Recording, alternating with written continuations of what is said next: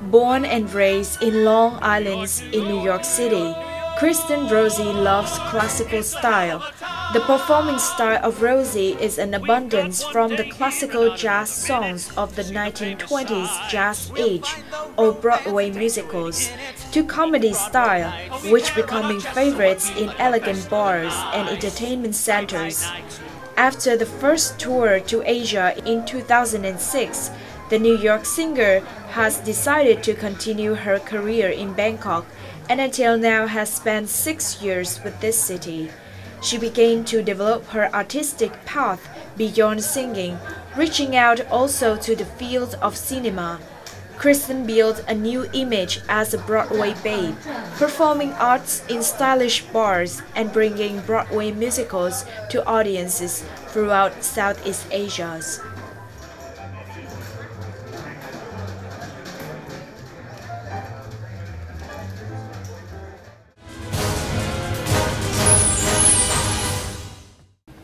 Hello and welcome to Sharing Vietnam on VTC10 NetViet. Today we want to share with you a topic about the experience of expats. You know, those singers who spend their tour time during a special occasion of the year. How do they feel when they have to spend New Year's Eve alone in a strange country? We want to talk more about that topic. And no further ado, I shall introduce to you our guest speaker today, Miss Kristen Evelyn Rossi, a jazz singer from New York. Thank you, Kristen, for joining Sharing Vietnam. So first of all, can you share with our viewer a little bit about yourself and how has you come to love jazz and perform jazz?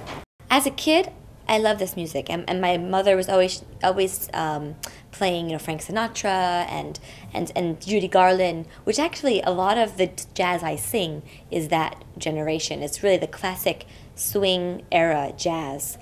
And so when I started singing music outside of musical theater, it just kind of was what I went to because it's what I knew. And also I swing dance, so Lindy Hop, and so the music that I hear in my social dance lessons is what inspires me as well. We know that you have decided to just stay in Thailand after your Asian tour. So may I ask you, why did you come to that decision? When I was 18, I went to study theater in Pittsburgh. And then between my third and fourth year, I decided to go to Thailand to volunteer. And being there for 3 months in Pattaya, I was at an orphanage. I thought, oh, I really like Asia. I'm going to go home, graduate, and move out to Asia and forget acting, forget singing. And I did. I went home and I graduated early and I moved out to Thailand and I forgot about acting for about 2 years. And then in 2009, I realized that actually, no, it's really what I love. And then I started doing commercials and voiceover and getting back into performing again.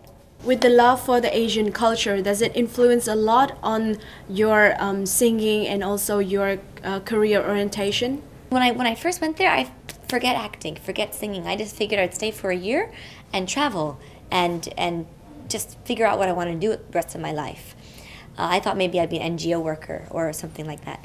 And then it was only once I was back and I started living there and remembering my passion for theater and singing that I thought, oh, actually, there's a market that could be explored, and because it's fairly new, especially musical theater, which is my background, could be explored. So to bring more musical theater style to Southeast Asia.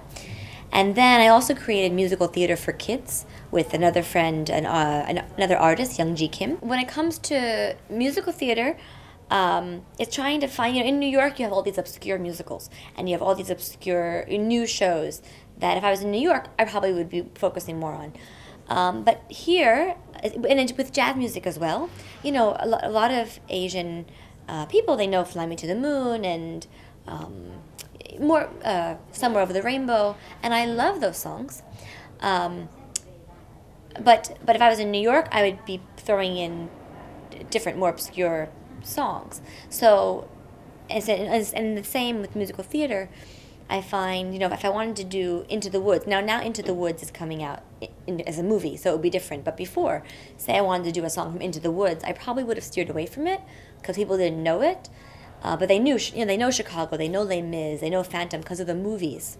And so I do tend to try and go that route with more of things people have heard of when it comes to entertaining, so that they can relate. I think, yes, you want to expose people to something new, but at the same time, you want them to relate to it. I wonder, will it be more comfortable for a jazz singer to just sing in the US or sing in Europe countries where, the audience have already an understanding and a love for jazz music, rather than doing it somewhere in Southeast Asia? How do you feel about the audience in the two kind of cultures? Two things. For one, I feel, especially in Bangkok, in Thailand, so many people are really enthusiastic about jazz. And because I Lindy Hop, I swing dance, they're so excited about it and excited about the style. So that's really nice. I do find Asian audiences can be not as vocal. Like, I don't always know if they like it until the very, very end. Maybe when they're walking out, and then they'll give you a thumbs up or, a smile. But sometimes you don't know what they're thinking. Where Western audiences, you generally can tell, you can feedback off of them. And which do you prefer? Oh, I want them to tell me, I love you. I prefer it when people are responsive. But it also teaches me not to relax a bit more. So Asia's taught me a lot as far as being more just, in Thai you say jayen, just like cool-hearted, a bit calmer. So it is, in that sense, it's good. How do you get to exposed to the opportunity to get to sing jazz here in Vietnam? Well, actually, I have been to Vietnam several times, maybe about 8 times, twice to Hanoi and about 5 to Ho Chi Minh City, and I really liked it. And I kind of had in the back of my mind about 2 years ago, I want to live in Vietnam for a little bit. So when this opportunity came about, yes.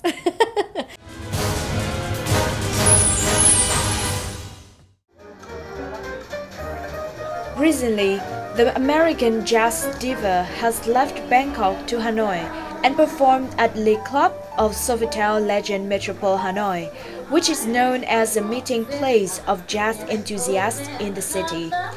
Jazz diva Kristen Evelyn Rossi has brought smooth and captivating vocals to conquer all the capital audience in each evening with classical jazz compositions.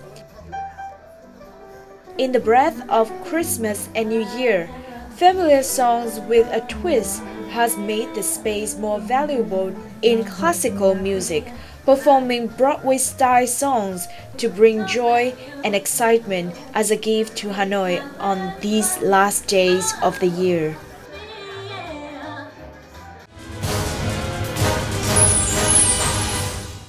So coming to Vietnam during this special occasion, how do you have any expectation before coming here? But before coming here, I didn't know what to expect. My father was in the American War, and so the very first time I came to Vietnam, I was quite, I don't want to say excited, but I was quite interested just to find out more, because in some sense there's a history, because my father was in that war, so to understand what really happened.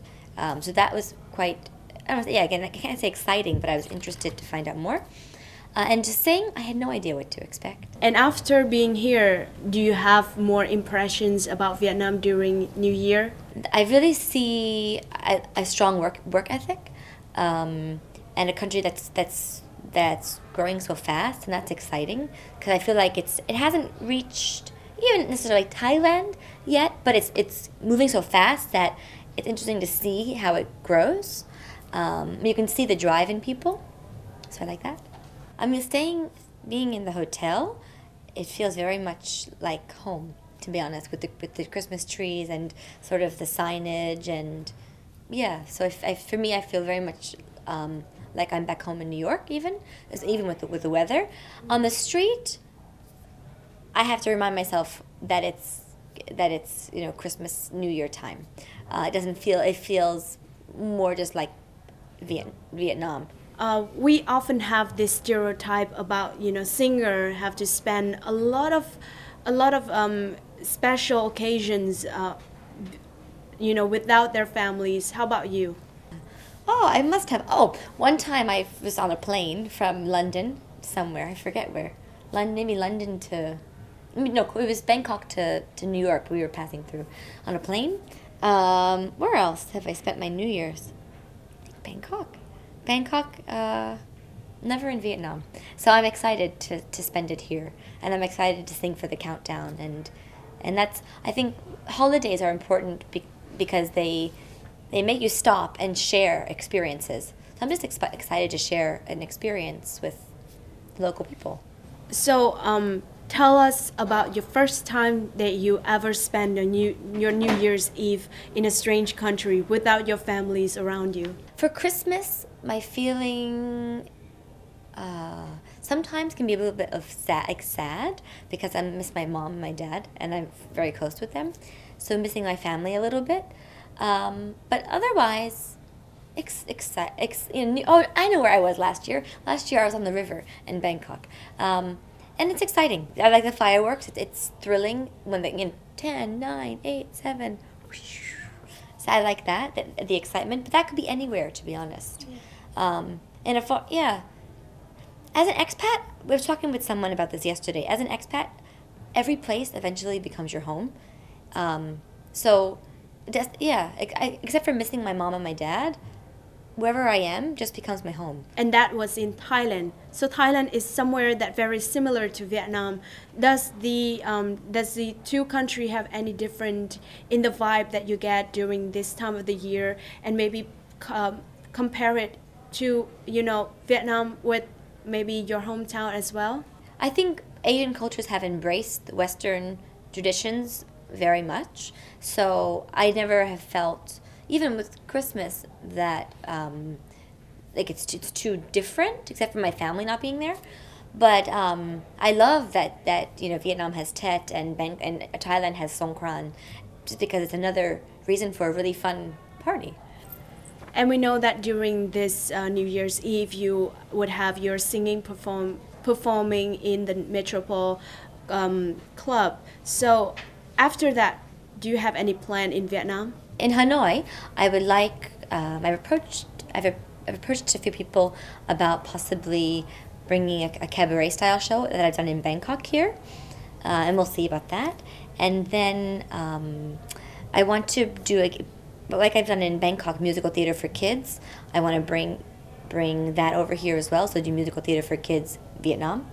And then with swing dance, there in Ho Chi Minh City, there's a Lindy Hop swing dance group, and I want to help grow the scene in Hanoi. So actually, that's one of the first things I'm doing is with another expat from Australia. We're going to be working on growing the swing dance Lindy Hop scene. The idea, hopefully, will be mid-January to start a 6-week course on the weekend that would teach the basics of Lindy Hop. Thank you, Kristen, so much for all that you're sharing today, and I hope that you have your lovely night here in our country. And that's the end for Sharing Vietnam today. Thank you so much for watching us, and I hope that you had to see a little bit about the life of the people that they have to spend their special occasions outside of their country without their families, and you get to know a little bit about their emotions during this time. Any questions and recommendations, please email at sharingvietnam@netvietttv.net. Thank you and see you again.